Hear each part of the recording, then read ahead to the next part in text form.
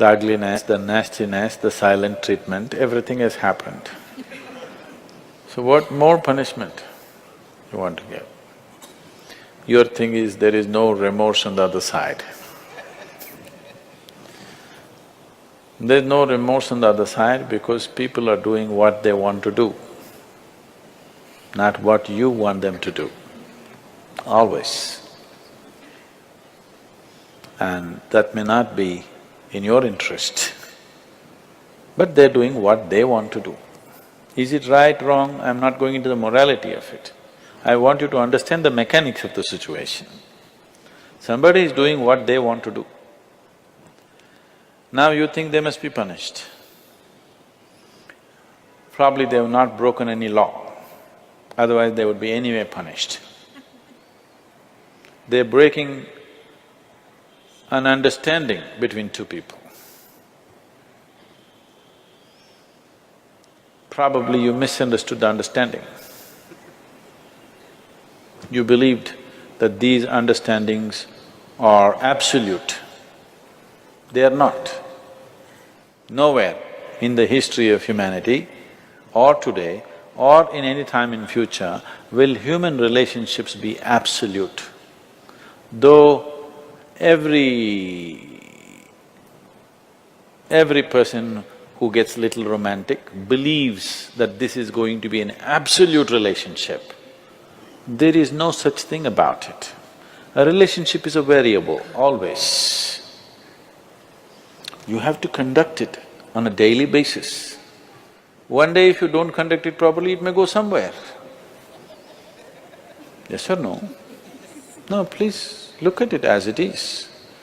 You have to conduct it right. So, no, I'm doing my best. Obviously somebody feels your best is not good enough for them. No, I want you to come to terms with this. This is not about… I'm not saying what they're doing is right or wrong, that's not for me to say. All I'm saying is, this is how human beings are functioning for ages and still are. I'm saying, first of all, you need to understand, relationships will never ever be absolute. There will be variables that it's juggling that you have to do. If you're juggling with fireballs, sometimes it'll spill out. Takes lot of skill and attention. Yes or no? You married, many of you. Doesn't it take a lot of skill and attention? If you don't pay any attention, you don't know what the hell is happening. It takes a lot of attention, isn't it? Someone just called me from some country in Europe and, "Sadhguru, I'm just doing housework, come and save me." Take me away to your ashram, I'm just doing housework. She's washing dishes and stuff. Well, very affluent, but has 4 children. So all the time there is something to do endlessly.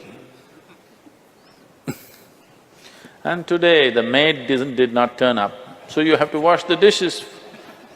4 children are there, you got to wash the dishes, you got to wash everything. So I'm saying, you need to understand this. A relationship is a variable reality. It is not an absolute reality. If you want to have an absolute relationship, you must hold relationships with the dead.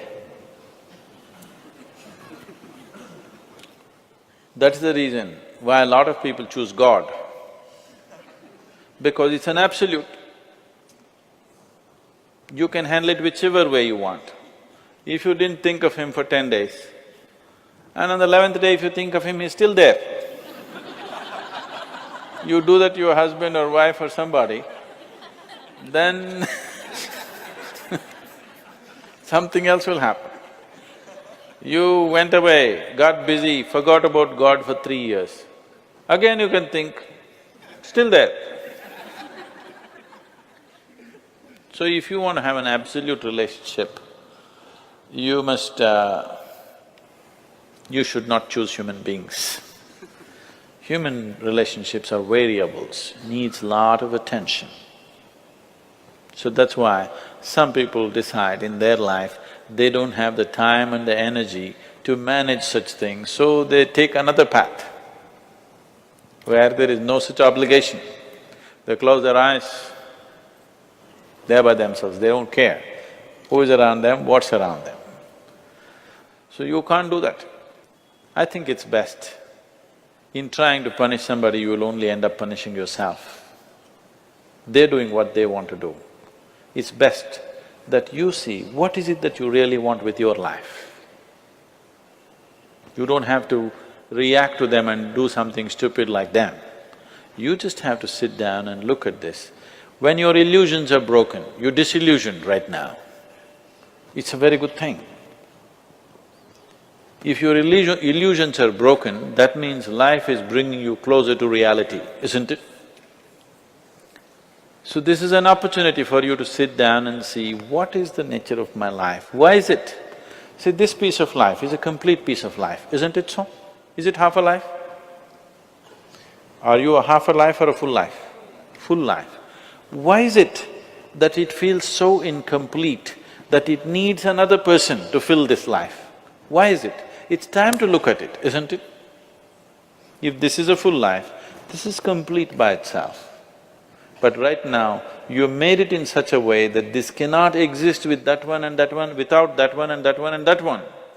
So somewhere it's an incomplete life, or at least it has not realized the fullness of its nature, isn't it? This is a complete piece of life, packed with creator and creation together. Very great combination. If you… this is a time when life knocks at your door like this, it's time you look deeper rather than reacting and trying to fix somebody else.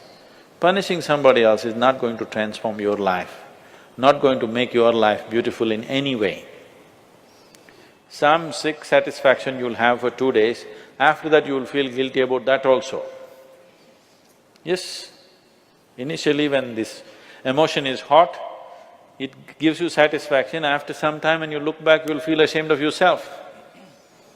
So don't go that way. This is an opportunity. Somebody is opening up a spiritual dimension for you, really. Somebody is making you realize how fragile all these things are. They can cheat you, they can run away, they can divorce you, or they can fall dead, isn't it? If they fall dead, you wouldn't think that he cheated me. Would you think? No. But whichever way you denied, isn't it? The important thing is you denied something. How he did it is not the problem. He denied you something either by death or divorce or cheating or whatever you call it. But essentially you got denied. You can be denied only because you are in a certain illusory state of believing that this is half a life and it needs another half from somewhere. No, this is a complete life. If you blossom as a complete life, you will see relationships will be of a completely different nature. It will be more of coming together and sharing, not of extracting. It has to transform. If it has to transform, you have to transform. This is a great opportunity somebody has given you. Stop using this word, somebody cheated me. Just say somebody is pushing you towards ultimate reality from an illusory state. We must thank that person. We must be grateful.